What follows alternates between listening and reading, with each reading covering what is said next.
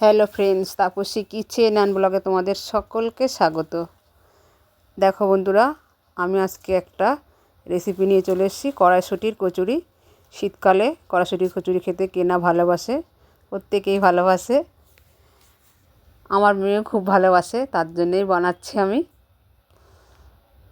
কড়াইশুঁটিটা ছাড়িয়ে নিলাম, প্রথমে ছাড়িয়ে নিয়ে একটু আদা, কয়েকটা কাঁচা লঙ্কা, একটু নুন, চিনি আর এগুলো দিয়ে ভালো করে পেস্ট করে নিলাম। নিয়ে কড়াইতে একটু সামান্য ঘি দিলাম। ঘি দিয়ে একটু হিং ফোড়ন দিয়ে হিংটাকে 5 সেকেন্ডে ভেজে নিয়ে তারপরে কড়াইশুঁটির পেস্টটা দিয়ে ভালো করে নাড়িয়ে চাড়িয়ে একদম শুকনো করে নিতে হবে। নুন মিষ্টি ঠিকঠাক আছে কিনা দেখে নিতে হবে। হয়ে গেল। এবার ময়দাটাকে মেখে নিলাম। নুন একটু আর সাদা তেল দিয়ে ভালো করে ময়দাটাকে মেখে আধা ঘন্টা রেস্টে রাখতে হবে। রেখে ছোটো ছোটো লেচি বানিয়ে নিতে হবে।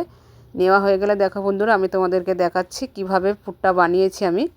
প্রথমে একটু বাটির মতো করে নিতে হবে, তারপর একটু পুর দিয়ে ভালো করে মুড়ে নিলেই রেডি হয়ে গেছে। আমার সবটা লেচি কমপ্লিট হয়ে গেছে।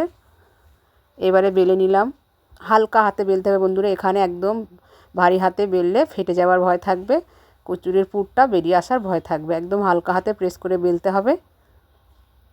এই যে কড়াইতে সাদা তেল গরম করতে দিয়েছি, তেলটা গরম হয়েছে কি না চেক করে নেওয়ার জন্যে একটুখানি জাস্ট ময়দার ডো একটুখানি দিলাম। দেখছি সঙ্গে সঙ্গে ভেসে উঠলো, মানে তেল গরম হয়ে গেছে। এবারে কচুরিটা দিয়ে দিলাম। এই যে উপর থেকে একটু তেল এইভাবে দিলে কি হয় বন্ধুরা, কচুরিটা খাস্তা যেমন হয় তেমন ফুলবেও খুব সুন্দর। এইভাবে লাল লাল করে পুরো কচুরিটা ভেজে নেবে। আমার চ্যানেলে যদি তোমরা নতুন হয়ে থাকো, প্লিজ আমার চ্যানেলটা সাবস্ক্রাইবার করে নেবে অ্যান্ড ফলো, লাইক, শেয়ার করতে ভুলবে না বন্ধুরা। প্লিজ তোমরা আমার পাশে থেকো। আমার রেসিপিটি যদি ভালো লেগে থাকে প্লিজ তোমরা চ্যানেলটাকে সাবস্ক্রাইবার করে দিও। প্লিজ আমার পাশে তোমরা থেকো। এইভাবে লাল লাল করে কচুরিগুলো ভেজে নেব। নিয়ে আমি আলুর দমের সাথে সার্ভ করেছি। আপনারা চাইলে ছোলার ডাল কিংবা চিকেন কষার সাথেও খেতে পারো, সবটার সাথেই খুব ভালো যাবে। এইভাবে লাল লাল করে ভেজে কমপ্লিট একদম।